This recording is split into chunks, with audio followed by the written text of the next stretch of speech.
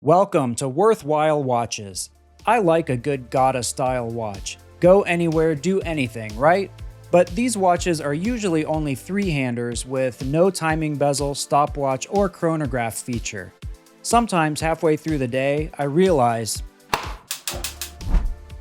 I'm making pasta. I'm gonna need a dive bezel. But all my divers are tucked away in their boxes, not running, and not set. It's times like these that I want a quartz diver that's always ticking and ready to go. I've been considering one of these Seiko Solar divers for a while, but something about the case shape always puts me off, not to mention the underwhelming bracelets and clasps that Seiko continues to offer for some reason. But then I saw that Islander just released this Saltaire Solar diver, and I knew I had to check it out. So let's take a closer look at the Islander Saltaire diver.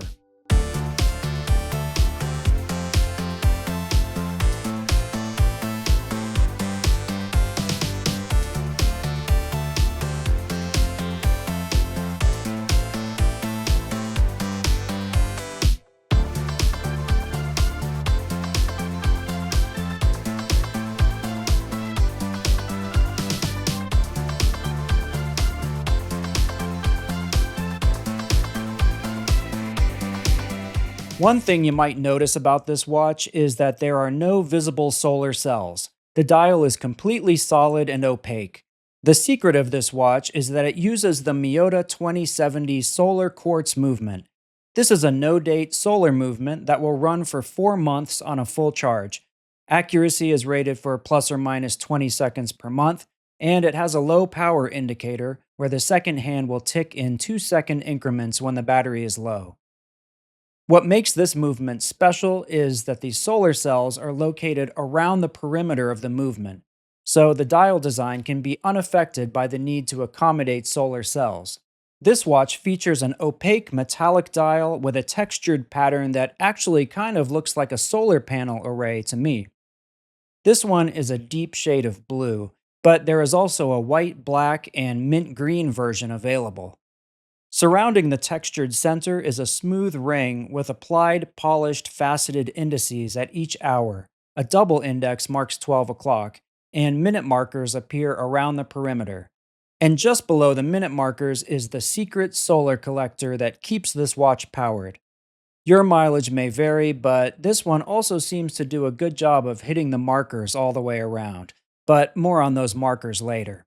If you could, please like and subscribe. I know it's annoying when YouTubers ask, but it's free for you and it really helps the channel. Thanks. Islander appears just below 12 o'clock without the circular Islander logo. The only other text on this dial are the 2 lines above 6 o'clock. However, they did include 24-hour time numbers at all the markers except 12, 3, 6, and 9. The dial probably would have looked cleaner without these, but I don't mind a bit of busyness on a dial, and it might have looked a bit plain without them. The hands are bold and distinctive, with a substantial arrow-shaped hour hand and a sword-like minute hand with a nice taper towards the tip. The polished hands are not flat, but have an angled facet that helps them catch the light from different angles. The second hand is black with a pop of red at the tip, complementing the red accents at 12, 3, 6, and 9, along with the water resistance text. The hands are also generously filled with superluminova Loom, and we'll see how those perform later. Overall, this is a good-looking dial that's clean and functional and didn't need to make design compromises to allow for its solar collector. I like it, but I do have a couple issues with the dial design that we'll get into later. The crystal is flat sapphire with AR coating applied to the underside. It's nice and clear, and I have no complaints. The stainless steel bezel has widely spaced vertical cuts machined into the sides, which offer decent grip while turning. The clicks are nice and crisp, without much backplay or wiggle. The alignment on this one is very good, lining up pretty much perfectly with the 12 o'clock index, but a close inspection shows that the chapter ring appears to be slightly misaligned, with the minute markers shifted slightly to the right.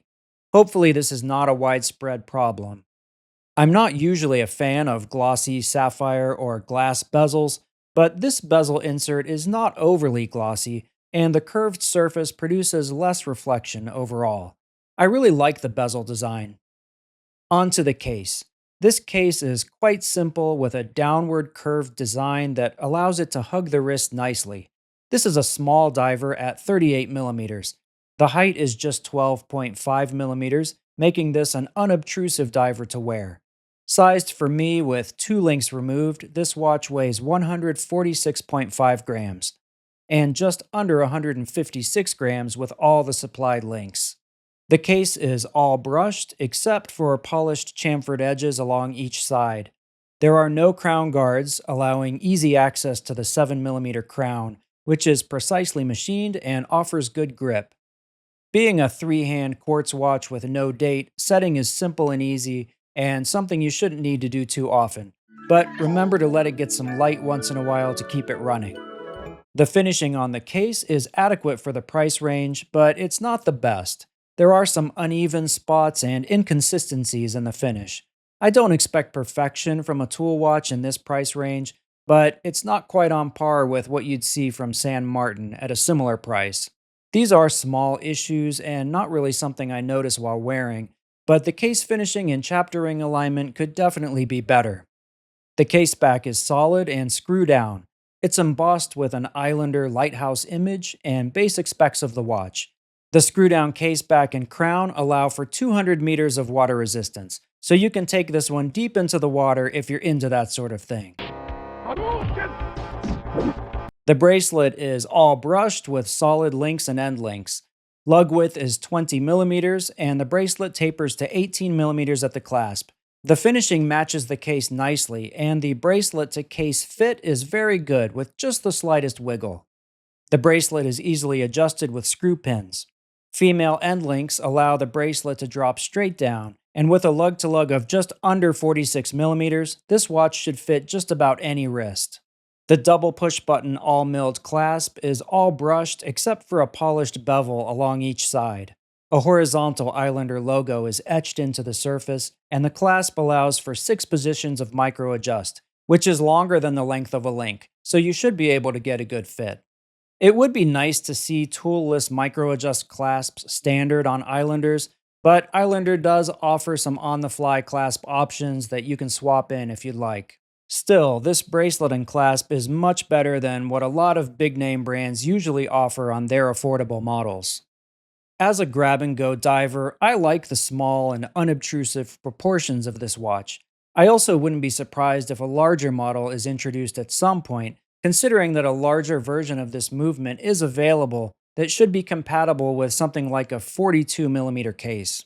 On the wrist, this watch is convenient, reliable, and legible. The bezel action is crisp, with just the right amount of resistance, which makes timing events nice and easy. It wears great. Overall, I like this watch a lot, but there is one design element that leaves me a bit puzzled: the indices. One of the main features of this watch is the solar movement around the perimeter, leading to an uncompromised dial design.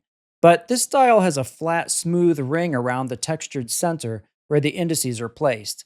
This flat ring kind of looks like where a solar collector would be incorporated if it needed to be. But the real issue here is that the indices are kind of crammed into this small ring. Indices that are faceted to a degree that there's really not much room for loom plots. Compared to other Islander divers, there is very little loom on these indices, and as you'll see in a little while, this does affect the loom performance. Also, I noticed under magnification, all the indices have little spots on them. I can't tell if this is pitting or residue that wasn't polished off. You can't see it in normal use without magnification, but I've never seen anything quite like this. It seems like something went wrong here. I do like the look of this dial, but with no constraints to the design, it might have been nice to see something a bit more unique that couldn't otherwise be done with a solar movement, and something that prioritizes dive watch function a bit better while also looking good. In this 20-minute loom test, you can see that everything starts out nice and bright, and the hands and bezel perform very well, while the indices lag behind pretty badly, getting dim after only about 10 minutes. This is really no surprise considering the tiny loom plots on those indices. I definitely would rather see larger indices and better loom on this dial to match the loom performance of the hands. It might sound like I've been a bit hard on this watch. The loom performance was underwhelming, and the case and index finishing and chapter ring alignment were uncharacteristically subpar. Mark, if you're watching, you might actually want to have a talk with this factory and see if there's something going on. I'm not sure if these issues are widespread or not, but there's definitely room for improvement here. So, this particular watch isn't perfect, but these complaints are actually pretty minor, and these flaws stand out because of the consistently excellent fit and finish I've seen on almost every other Islander I've owned. So don't get me wrong, I still like this watch a lot overall, and I'm confident in saying that based on the specs, the much better bracelet, and the pricing, this Islander is a better overall value than a comparable Seiko Solar diver. It definitely fills the role I wanted in a convenient, unobtrusive, reliable, affordable, grab-and-go solar quartz watch that's ready to go whenever I want a dive time bezel. It's comfortable on the wrist, easily legible, and it looks good. After a few days of wearing this watch and putting it through its paces, the dial design has really been growing on me. It's a handsome watch on the wrist, and I've been enjoying wearing it very much. I've owned quite a few Islanders over the last few years, and it's great to see Mark introducing so much variety into the Islander line. A solar quartz diver is a nice addition, and one I've been wanting to have for quite a while. This one fits the bill nicely, and I'm sure it will serve its purpose, leaving me perpetually prepared to provide perfect pasta. Thank you again for watching. If you have any comments or questions, please leave them in the comments section below. Liking and subscribing would really help me with the algorithm, which honestly could use a boost right now. Thanks again, and no matter how your watch is powered, make your day worthwhile.